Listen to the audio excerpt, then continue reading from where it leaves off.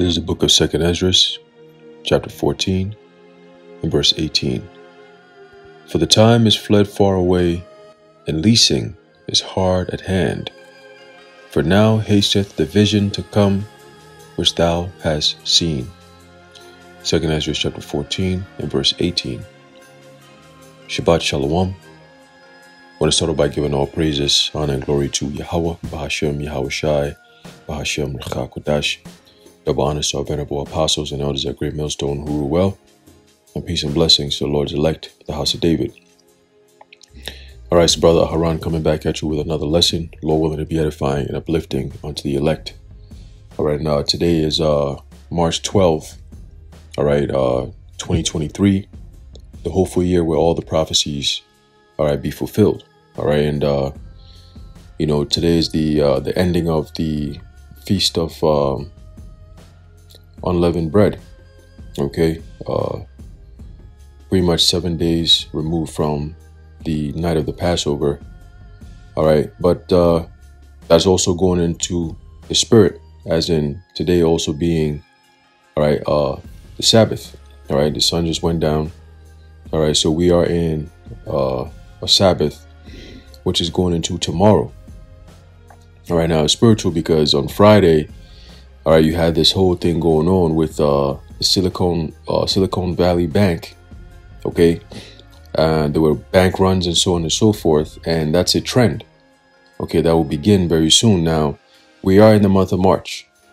Now, it's spiritual because tomorrow is the 13th, and something big might go down tomorrow through the Spirit. And I say this because 3 years ago on the 13th was when it was official that we were in a so-called national emergency, or a state of emergency was announced. Or as a matter of fact, let me see if I could pull that up. Okay, this was Friday, March 13th, 2020. The President of the United States declared a national emergency concerning the novel C virus disease outbreak. Okay, that was March 13th, 2020. Okay, so tomorrow being March 13th, 2023, all right, 3 years removed, okay, we're going to see what's going to be the next thing, the next crisis, the next thing that's going to cause for a national emergency. Okay, now it says, this article I'm going to go into says the U.S. government moves to stop potential banking crisis. Okay, potential banking crisis. All right, now, like I said, this could be the beginning, all right, of them making that transition, all right, from what we have now into that digital world that we've been talking about concerning the Cbdc. Okay, the central bank digital currency. Now, this could very well be it. Okay, it says the U.S. government took extraordinary steps Sunday to stop a potential banking crisis after the historic failure of Silicon Valley Bank, assuring depositors at the failed financial institution that they would be able to access all of their money quickly. The announcement came amid fears that the factors that caused the Santa Clara, California-based bank to fail could spread. And only hours before trading began in Asia. Regulators had worked all weekend to try and come up with a buyer for the bank, which was the second largest bank failure in history. These efforts appear to have failed as of Sunday. So what does that mean? That means that this company, the Silicon Valley Bank, SVB, they might have to liquidate. All right. And that's going to cause problems for a lot of these other people, so-called depositors, who put their money in the bank. Hence, you have bank runs. Okay. Oh, the bank doesn't have enough money. Let me go in right now and take my money. And then the next person is thinking the same thing. Then the next person is thinking the same thing. And the next person is thinking the same thing. We all end up going over there. There's over 250,000 of us, and we end up at the same bank at the same time. What do you think is going to happen? You think the bank actually has enough money for 250,000 people at once? The answer is no. No bank actually has that much money sitting there. So what they're going to do is they're going to have to put a hard cap as to how much each individual could take out at a time if there were to be a bank run in all these different bank locations. Okay, we're talking JPMC, which is Chase. We're talking Bank of America, TD Bank, okay, Capital One. All right, what are the other ones? All these other banks, all right, Wells Fargo, Okay, just to name a few. All right, but all these banks are going to have people rushing there once they hear that there's a collapse. Eventually, they will. Okay, but again, Esau is trying to, cushion the blow by bringing this thing in subtly. All right, subtly, meaning the people are hearing about it. There's panicking in certain parts, but the government will have to step in. Okay, so let's see how it goes. It says, in a sign of quickly, in a sign of quickly, the financial bleeding was occurring. Regulators announced that New York-based Signature Bank had failed and was being seized on Sunday. At more than $110 billion in assets, Signature Bank is the third largest bank failure in the U.S. history. Wow. The Treasury Department, Federal Reserve, and FDIC said Sunday that all Silicon Valley Bank clients will be protected and have access to their funds, and announced steps designed to protect the bank's customers and prevent more bank runs. Do you hear that? They have already announced steps that are designed to quote unquote protect the bank's customers. So that means that you have to get ready for new policies, new bank policies, and this is where it gets interesting. What is going to be the outcome of all these so-called bank runs and bank failures and so on and so forth, right? And we know through the spirit that this is definitely very well going to lead to this UBI, right? And also this CBDC, the central bank digital currency. Okay, it says, quote, this will ensure that the U.S. bank and let's not forget what the FDIC is all about. Okay, they're an insurance corporation.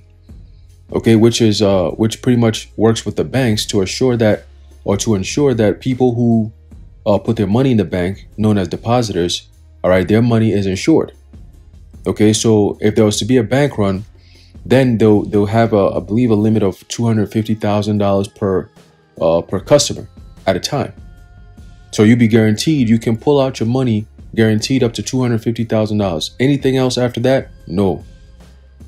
Okay, unless the bank is pretty much sold, all right, or pretty much bailed out by the feds. Then at that point, then, people's money, you can come in and pick up whatever it is that you need and so on and so forth, because the bank has been bought out.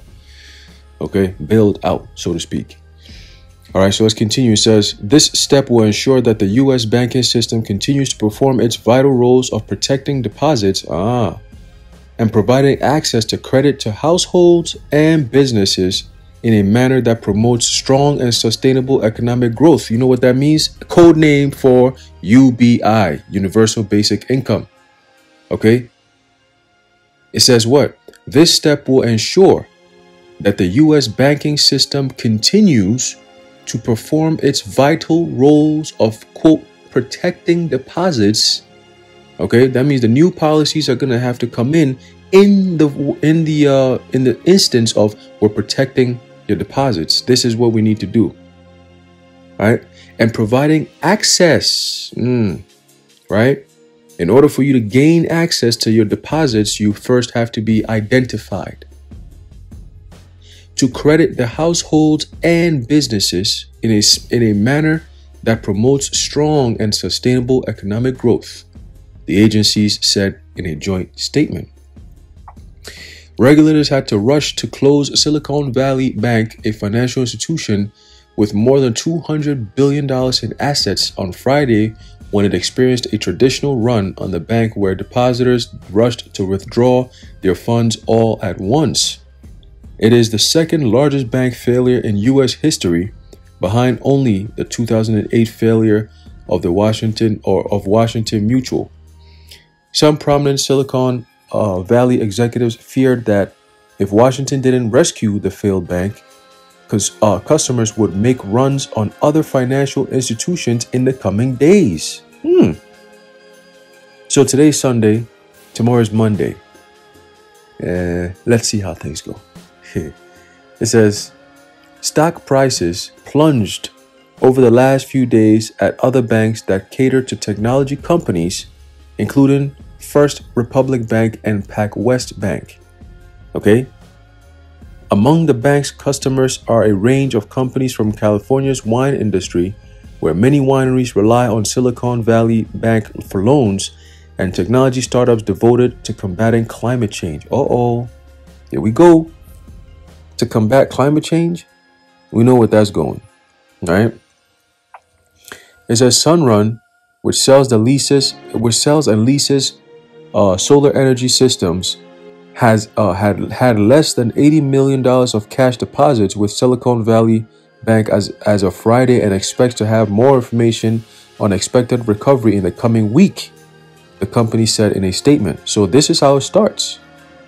We're waiting to hear more in the next coming days and weeks, and this is how they're gonna get the people, just like they did back in 2020, where it was let's have 2 weeks to bend the curve. 2 weeks has become 3 years. Okay, this time it's not going to be 3 years before they make the transition. It's just going to take months because the system is already built in place. Okay, they were just waiting for that one thing, and this could potentially be that one thing that just catapults everything down the line. Okay, it says Stitch Fix, the popular clothing retail website, disclosed in a recent quarterly statement or report that it had a credit line of up to $100 million with Silicon Valley Bank and other lenders. Silicon Valley Bank began its slide into the insolvency when its customers, you hear that? Insolvency. There's no way they're going to solve this issue, right? Largely technology companies that needed cash as they struggled to get financing started withdrawing their deposits. The bank had to sell bonds at a loss to cover the withdrawals, leading to the largest failure of a U.S. financial institution since the height of the financial crisis. Yellen described rising interest rates, which have been increased by the Federal Reserve to combat inflation, as the core problem for Silicon Valley Bank. Many of its that means that it's not just Silicon Valley that's going to be affected by this. If this is the reason, let's read this again. It says Yellen described rising interest rates, which have been increased by the Federal Reserve to combat inflation, as the core problem for Silicon Valley Bank. So what? Silicon Valley Bank is the only bank in America? No. This means that it's going to affect every other bank. If this is really the reason, according to Yellen, then, these other banks are also going to feel the same thing. Okay? It says many of its assets, such as bonds or mortgage-backed securities, lost market value as rates climbed. Sheila Blair, who was chairwoman of the FDIC chair during the 2008 financial crisis, recalled that with almost all the bank failures during that time, quote, "We sold a failed bank to a healthy bank, and usually the healthy acquirer would also cover the uninsured because they wanted the franchise value of those large depositors to optimally, that's the best outcome." But with Silicon Valley Bank, she told NBC's Meet the Press, this was a liquidity failure. It was a bank run, so they didn't have time to prepare to market the bank. So they're having to do that now and playing catch up. Oh man. So that means that people are about to lose out. Come Monday, which is tomorrow, a lot of businesses are going to go down the drain. Okay? A lot of these AI, blah, blah, blah, they're all going to feel the burn. A lot of these banks. Okay? Now, we're going to go back into history, all right, to read a little bit about what a bank run is all about and what happened to this country during the last time there was a bank run of the magnitude, which some are saying that this so-called bank run or this collapse is going to be worse than that. Okay? Now, this guy, Trump, let me see if I could find it real quick. Okay, he was saying it. Oh man, I don't know if I could find the page. All right, about Trump basically saying that this so-called bank run is so-called collapse is going to be worse, all right, than that of was it 1930s? Okay, so we're gonna read that real quick. I believe it was in 1933, but we're gonna read that real quick. I just want to find this thing here about what Trump was saying. Yeah, I can't find it, but that's okay. All right. So let's read this real quick. All right. It says bank run. Okay, it says the stock market crash in October 1929 left the American public highly nervous and extremely susceptible to rumors of impending financial disaster. Consumer spending and investment began to decrease, which would in turn lead to a decline in production and employment. This is exactly the stage we're in right now. You see now, the crash of 1933 happened gradually. It took about, 4 to 5 years for it to get to that point of a complete depression. Okay, now America right now is at a stage where they've seen, or we've been through the stages of the depression into a collapse, but people weren't paying attention. Okay, you had unemployment rates at a very high number. Okay, you have inflation. All right, you have this so-called war going on, and you have a decline in production. Okay, so all these things coming together, that's why the value of the money is at an all-time low. Okay, so now they have to make the next transition. All right, they have to make the next transition. So let's see. It says another phenomenon that compounded the nation's economic woes during the Great Depression was a wave of banking panics or bank runs, during which large numbers of anxious people withdrew their deposits in cash, forcing banks to liquidate loans and often leading to bank failure. Okay, liquidating means what? You basically do away with it. All right, you exterminate it, if you will. All right, when you say, maybe, Toys R Us, they liquidated their stores. It simply means that their stores are no more. They're no more Toys R Us. All right, they don't exist. They're done. They're out of business, if you will. Okay, it says depression and anxiety. The Great Depression in the United States began as an ordinary recession in the summer of 1929, but became increasingly worse over the latter part of that year, continuing until 1933. At its lowest point, industrial production in the United States had declined 47%. Wow. Real gross domestic product, GDP, had fallen 30%, and total unemployment reached as high as 20%. That's insane. But they're saying that what's about to happen here in America will be worse than that of 1933. Okay. Oh man, it says in the wake of the stock market crash of 1929, October 1929, people were growing increasingly anxious about the security of their money. Wealthy people were pulling their investment assets out of the economy. The consumers overall were spending less and less money. Bankruptcies were becoming more common, and people's confidence in financial institutions, such as banks, was being rapidly eroded. Some 650 banks failed in 1929. The number would rise to more than 1,300 the following year. Wow. So the first bank runs. The first of 4 separate banking panics began in the fall of 1930, when a bank run in Nashville, Tennessee kicked off a wave of similar incidents throughout the Southeast. During a bank run, a large number of depositors lose confidence in the security of their bank, leading them all to withdraw their funds at once. Banks typically hold only a fraction of deposits in cash at any one time and lend out the rest to borrowers or purchase interest-bearing assets like government securities. During a bank run, a bank must quickly liquidate loans and sell its assets, often at rock-bottom prices, to come up with the necessary cash, and the losses they suffer can threaten the bank's solvency. And we read that with CVB. All right, what do they say here? See if I can find it real quick. All right, it's insolvency. I believe that's what what's her name? Yellen was saying back in the article. All right, if I could find it. All right, it's fine. I can't find it. I'm not gonna look for it. It's okay. Let's get back to this. All right. So it's the bank's solvency. It says the bank runs of 1930 were followed by similar banking panics in the spring and fall of 1931 and the fall of 1932. In some instances, bank runs were started simply by rumors of a bank's inability or unwillingness to pay out funds.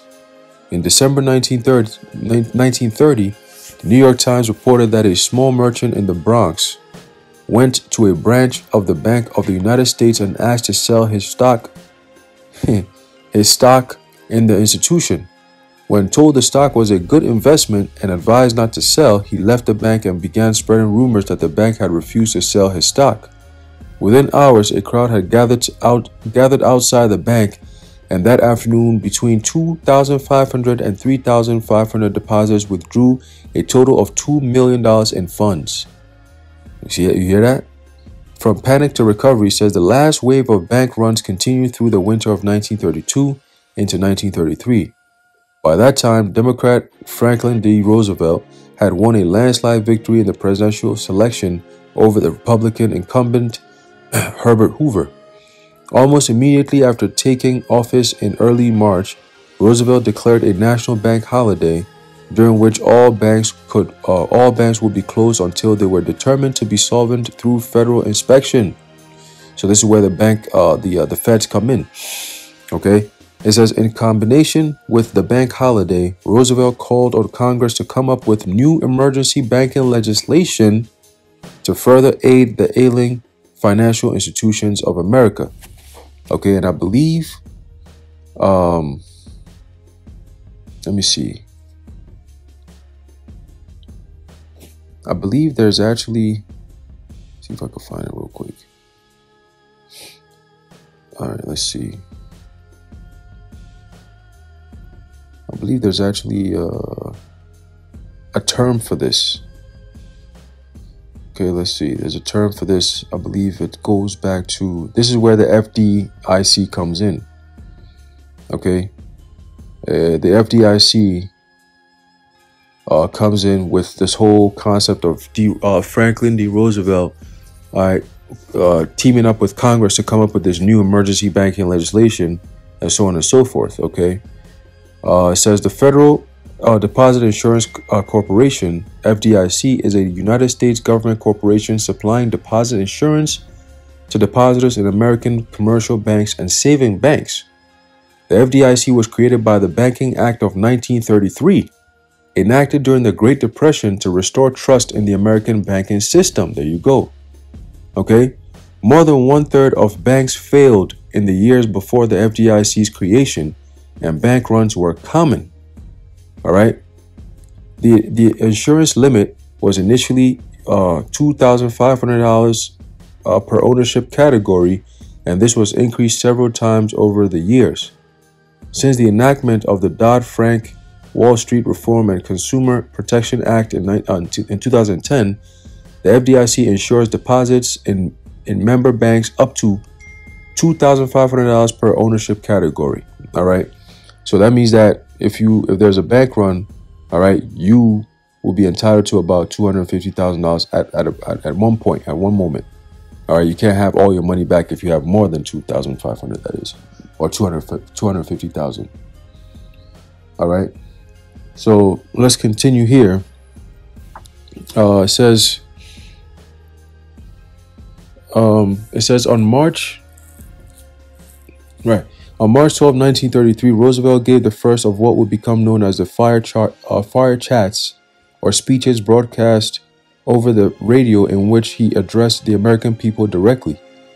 In that first fireside chat, Roosevelt spoke of the bank crisis, explaining the logic behind his closing of all banks and stating that, quote, "Your government does not intend that the history of the past few years shall be repeated. We do not want and will not have another epidemic of bank failures," end quote.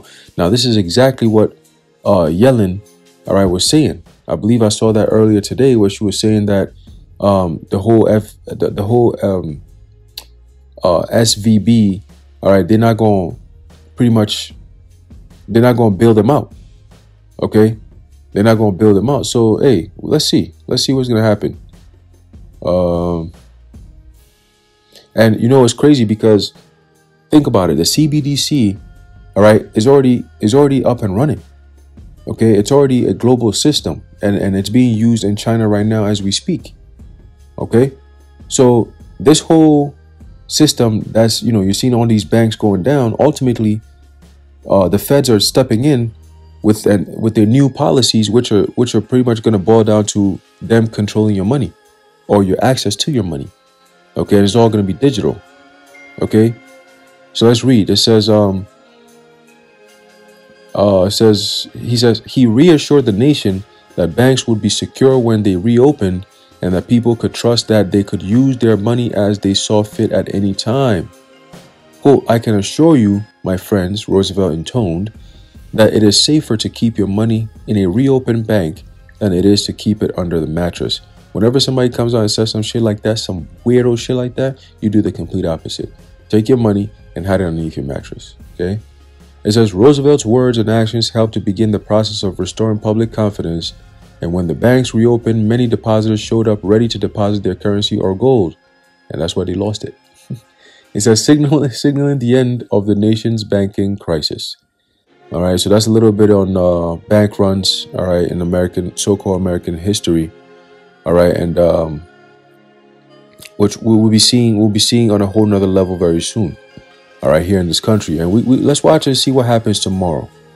Okay, through the Spirit, let's watch and see what happens. Basically the what they call Wall Street will be open tomorrow.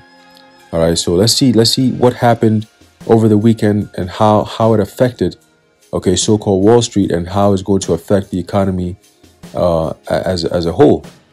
Okay, it says here, a tech CEO with $10 million stuck in Silicon Valley Bank says she has no idea what's going on. Look at that.